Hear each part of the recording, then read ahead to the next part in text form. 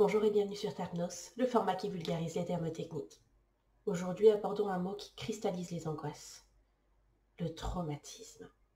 Je préfère prévenir, la vidéo du jour n'a rien de fun, rien de très engageant, mais se veut préventive pour permettre à tous d'identifier les traumatismes et aider ou se faire aider. Un traumatisme est la résultante d'un événement éprouvant physiquement ou moralement. Il concerne toute forme de violence et s'ancre profondément dans l'esprit de la personne qui le subit directement ou indirectement. Un traumatisme a cela de sournois qu'il peut déclencher un mode de survie parfaitement inconscient dans la tête du sujet, mais pas immédiatement après l'événement. On parle de période de latence.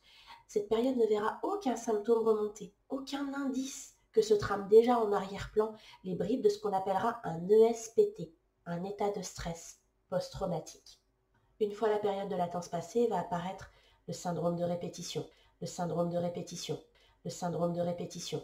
C'est lui qui fait revivre la scène traumatique de manière récurrente, à intervalles plus ou moins réguliers, mais qui, du coup, fera revivre le choc encore, et encore, et encore. Les symptômes peuvent ressembler à des cauchemars, des flashs en journée, des attaques de panique, des obsessions, des phobies, une hypervigilance. Parfois, si la prise en charge est inexistante ou insuffisante, l'état peut même se détériorer et provoquer des complications, comme des conduites addictives, un syndrome dépressif, des insomnies, des troubles de l'appétit, des idées suicidaires. Les personnes victimes d'un ESPT voient toute leur vie changer, basculer.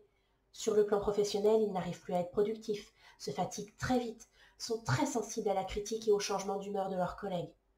Sur le plan social, ils n'osent plus sortir ou porteront un masque de déni, seront soit très renfermés en retrait, soit très expansifs pour faire croire à un état d'esprit exagérément normal. Sur le plan familial, il peut y avoir une telle incompréhension de l'entourage que la cellule peut en venir à exploser. Essayons de garder malgré tout un aspect positif à tout ça.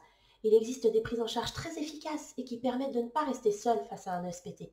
Une psychothérapie orientée sur le traumatisme vous permettra dans un premier temps de verbaliser votre problème et d'accepter qu'il existe. Le MDR fait partie de ces accompagnements thérapeutiques qui ont fait leurs preuves.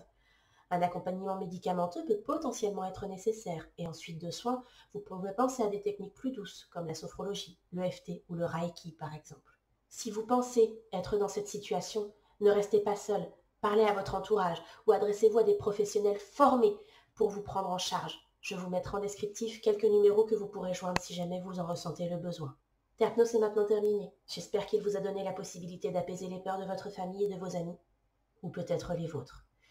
N'hésitez pas à poser des questions si vous en avez besoin en commentaire et à proposer des idées de moi vulgarisées. Et en attendant, pensez bien-être, pensez à vous. Abonnez-vous.